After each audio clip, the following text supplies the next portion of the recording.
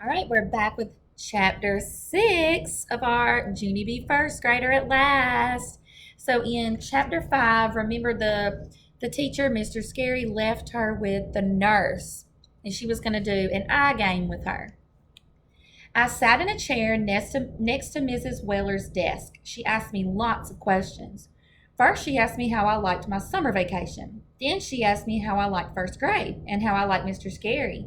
That's called stall talk, I believe. Finally, Mrs. Weller stood up. Have you noticed the eye charts I have hanging on my wall, Junie B? She asked. She pointed at them. Eye charts are posters that help us test our eyesight, she explained. I have two different kinds. See, one has alphabet letters on it, and the other one right next to it is it is filled with funny e's. Filled with funny e's. I am tongue twisted. That one is called an E chart. I looked at that funny thing. Whoa, I said. Those are the craziest E's I ever saw. They are backwards and forwards and upside down. Have you ever seen an E chart like this at your doctor's office or at an ophthalmologist's office? An ophthalmologist is an eye doctor. I have a really good friend of mine that is an ophthalmologist. She looks at people's eyes for a living. This is that chart. You're right, said Mrs. Weller. The E's are all mixed up, aren't they? And today you and I are going to play a game with those mixed up E's. It's called the E game. After that, Mrs. Weller got a little paper cup and she showed me how to hold it over one of my eyes. We're going to be testing each of your eyes separately, she said. While one eye is hiding under the cup, the other eye will play the game. Okay? I shrugged my shoulders. 'Cause what choice did I have? Mrs. Weller showed me where to stand to play the game. Then she went back to the E chart. All right, she said. Now each time I point to one of the E's, I want you to tell me the direction it's facing. Are you ready? I shrugged again. Then I did one eye behind the cup, and Mrs. Weller pointed at the first E. I pointed my finger up. That one is facing up at the ceiling, I told her.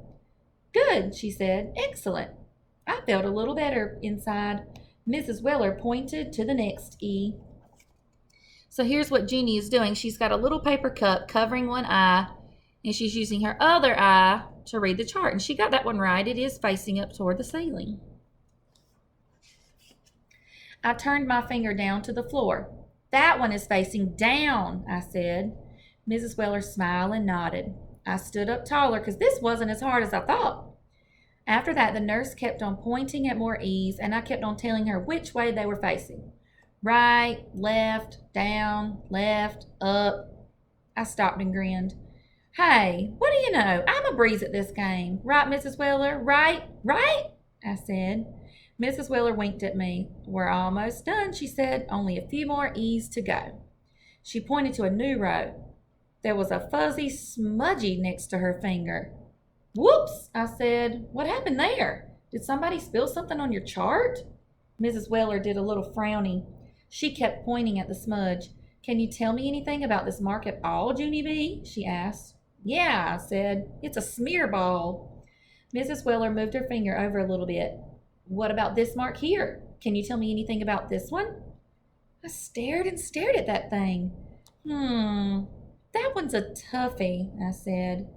Finally, Mrs. Weller came over to me. That's fine, she said. You did just fine, Junie B. After that, we played the same game with my other eye. And guess what? I saw 3 more smudgies and a smeary. After I was done, I sat down in the chair again.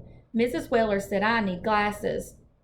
I do not like Mrs. Weller. I think some of your predictions were absolutely right. The nurse told her, you need glasses. All right, we'll find out tomorrow in chapter 7 what's going to happen. Make your predictions.